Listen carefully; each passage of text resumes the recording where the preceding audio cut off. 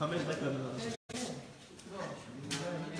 on est dans la maison slash Bet Hamidrash du Baal Shem Tov Akadosh. Je vais vous amener là où le Baal Shem Tov il priait. C'est rapporté que c'est une des portes du ciel. Juste ici, le Baal Shem Tov il priait. Et c'est rapporté que c'est une des portes du ciel. Le Baal Shem Tov il a dit que cet endroit, il était à l'image du Bet Hamidrash en haut. Et on va faire une étude ensemble, Bezrat Hashem. On est ici dans la maison du Baal Shem Tov, là où aussi Rabbi Nachman il a grandi, puisque c'est la maison qui a été léguée à sa grand-mère puis à sa mère. Donc il a grandi ici. Et on va étudier ensemble l'enseignement du Baal Shem Tov à Kadosh. N'importe où en Ukraine, tu fais les godets doutes, il n'y a pas de problème. On en a avec les amis. Ah, un petit coup. C'est la chambre où il étudie ici, non? Hein? C'est la chambre où il étudie ici. C'est la chambre où il étudie, ouais. Le Baal Shem Tov il étudie ici. Et on va enseigner, on en a déjà parlé un petit peu dans le bus, mais on va toucher un enseignement du Baal Shem Tov. On va toucher un enseignement du Baal Shem Tov Bezrat Hashem. Le Baal Shem Tov, vous savez, c'est celui qui a dévoilé la chassidoute dans le monde. C'est lui qui a amené la chassidoute. C'est lui qui a eu le mérite de dévoiler ce qu'on appelle la chassidoute aujourd'hui. Et c'est difficile de comprendre qu'est-ce que c'est la chassidoute parce qu'aujourd'hui il y a tellement de chassidoutes différentes qu'on a un peu de difficulté à comprendre ce que c'est. Mais il faut comprendre que la base de la chassidoute, c'est le Baal Shem Tov qui l'a amené sur deux enseignements que son père il lui a enseigné à l'âge de 5 ans lorsqu'il est parti de ce monde. Les deux enseignements, je vous ai dit, ils sont les suivants. Le premier, c'est d'avoir peur de personne sauf d'Hachem. Et le deuxième, c'est d'aimer tous les juifs, quel que soit leur niveau de religion. Et à partir de là, le Baal Shem Tov Akadosh, il a dévoilé dans le monde ce qu'on appelle les 3 Aleph. Les 3 Aleph, c'est les 3 Ahava. Les 3 Ahava, c'est quoi? Le Baal Shem Tov, c'est quoi la vraie chassidoute? Enfin, c'est celle qu'on voit aujourd'hui aussi, Baruch Hashem, qui a été développée à travers les différents élèves. Parce que vous savez que le Baal Shem Tov, pour accepter de venir dans ce monde, il a demandé des élèves spéciaux qui étaient d'une force spirituelle très élevée, afin qu'ils puissent protéger des forces du mal qui l'attaquent. Et donc, le Baal Shem Tov, il a principalement transmis à ses élèves ces 3 choses-là. C'est ce qu'on appelle les 3 Aleph, qui sont la base de la chassidoute, qui sont les 3 Ahava. La première, c'est la Ahava d'Akadosh Baruch Hu, la Ahava de Shamayim. Il y avait à son époque la Torah était principalement basée sur la ira, sur la peur. Et le Baal Shem Tov Akadosh, il a dévoilé de façon très très très claire que la meilleure façon de se rapprocher d'Akadosh Baruch Hu dans les dernières générations jusqu'à aujourd'hui, ça allait être de développer l'amour d'Hachem. Et comment il fait? Alors le Baal Shem Tov, il a dit que on remarque dans les enseignements des sages qu'à chaque fois qu'on demande à l'homme d'aimer Hachem, par exemple dans le schéma Israël qu'on a lu il y a quelques minutes, ouais. Alors si on prend le schéma qu'on a lu il y a quelques minutes, on voit que, excusez-moi, je suis un peu enrhumé. Alors on voit que on demande c'est un verset de la Torah, on demande Ve'afta et Hachem Elokecha, et tu aimeras ton Dieu, Bechol levavecha, de tout ton cœur, Ufrol nafshecha, et de toute ton âme, Ufrol meodecha, et de tous tes moyens. On a déjà parlé de ça une fois, et la question est de savoir c'est comment est-ce qu'on peut demander à l'homme d'aimer. Comment est-ce qu'on peut demander à l'homme d'aimer de tout son cœur, de toute son âme et de tous ses moyens un être qu'il ne connaît pas? Et le Baal Shem Tov, il a dévoilé, il a dit regarde ce qui est écrit avant. On dit avant le schéma Baruch Ata Hashem Ohev et Amo Israël.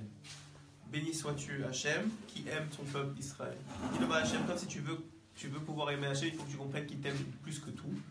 Et si tu ressens cet amour et tu le recherches et tu le recherches dans ta vie, alors quand tu vas le découvrir, forcément que Ve'afta et Hashem Elokecha, tu vas aimer ton Dieu comme toi-même. Pourquoi? Parce que l'amour qu'il a pour toi, il va se ressentir chez toi et tu vas avoir une réflexion vis-à-vis de lui. Ça c'est le premier enseignement. La deuxième Aleph, c'est ce que son père lui a enseigné, c'est ce qu'on appelle Ahavat Israël. Que quel que soit le niveau spirituel des autres juifs, quel que soit ce qu'ils ont fait ou ce qu'ils n'ont pas fait, ils ont une étincelle divine qu'on appelle Chelek Melokam Imaal. Et cette étincelle divine-là, c'est une partie de Dieu.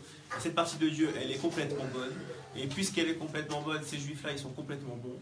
Et donc, tu ne peux que les aimer. C'est ce qu'on appelle la Havat Israël. Je vous ai raconté l'histoire qui est rapportée dans sa biographie. Où Béhémet, on voit que Béhémet, où il raconte qu'un jour il est monté dans le ciel, parce qu'il faisait ça régulièrement, il montait et descendait toute la journée. Un jour il est monté dans le ciel et il a demandé en haut qui faisait le plus beau Shabbat. Je peux le dire, ouais. Qui faisait le plus beau Shabbat. Et on lui a dit voilà, il y a Ploni Ben Ploni qui fait le plus beau Shabbat dans le monde.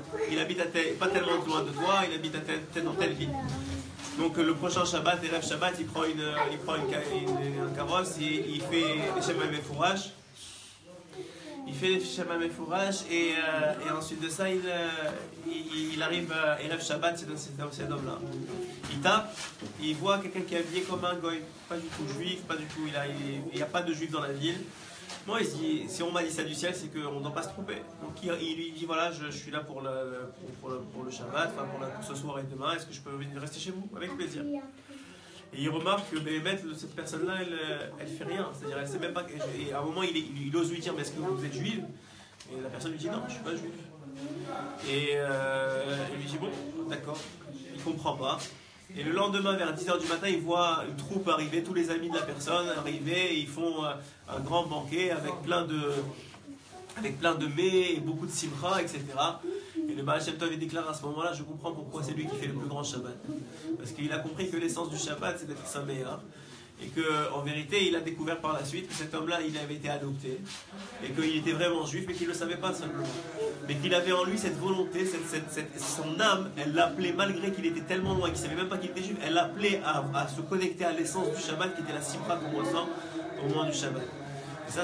Et on lui a dit dans le ciel, c'est lui qui fait le plus beau Shabbat. C'est vous dire à quel point le niveau de sincérité, c'est ça qui compte dans la Avodat Hashem. Et finalement, le troisième Aleph, c'est la Havat Torah. C'est la Havat Torah. Ça veut dire d'apprendre à ce qu'on appelle l'arbre de vie. La Torah, c'est l'arbre de vie. Mais c'est aussi Samavet, nous dit la Gemara. Et pour que ce soit un arbre de vie, il faut avoir une ahava particulière, un amour particulier pour la Torah, de comprendre combien elle peut t'apporter.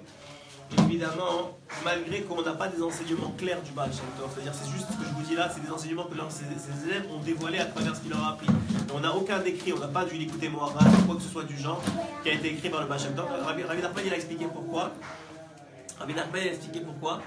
Parce que dans le ciel, il y a des sadikim qui ont le droit de dévoiler, il y a des sadikim qui n'ont pas le droit de dévoiler. Mais ce qui est sûr, c'est que le Baal Shem Tov, il avait le droit de faire quelque chose, c'est des miracles. C'est pour ça qu'on l'appelait le Baal Shem Tov. Puisque le Baal Shem Tov, c'est le maître des noms, en traduction littérale. C'est pourquoi? Parce qu'il connaissait tous les noms divins qui pouvaient créer des miracles. Et il y a des histoires à non plus finir sur lui et sur sa vie. On vient de sortir du mikvé, je vais vous raconter l'histoire, on ne va pas la raconter. Mais l'histoire du mikvé, et des milliers d'histoires. Des gens qui n'avaient pas d'enfants depuis des années, ils ont eu des enfants. Des gens qui étaient malades, ils ont guéri. C'était ce qu'on appelle un homme de miracle. C'était un homme de miracle, mais principalement c'était un homme qui avait énormément d'amour de son prochain, et énormément d'amour du ciel, et énormément d'amour pour la Torah. Et c'est ce qu'il a transmis. C'est pour ça qu'aujourd'hui, le flambeau de la chassidoute, il est tellement haut, parce que c'est la Torah de la Géoula, Bezat Hashem. Alors voilà, c'est dans ce local, dans cet endroit de Kedusha où lui il a étudié, où les paroles de Torah ils ont imprégné les murs. Alors qu'on prie qu'on soit nous aussi zorés d'avoir les mêmes yeux que le Baal Shem Tov. Il a le même amour pour Hachem, le même amour pour la Torah et le même amour pour les autres juifs. Amen. Et rêve Tov à tous.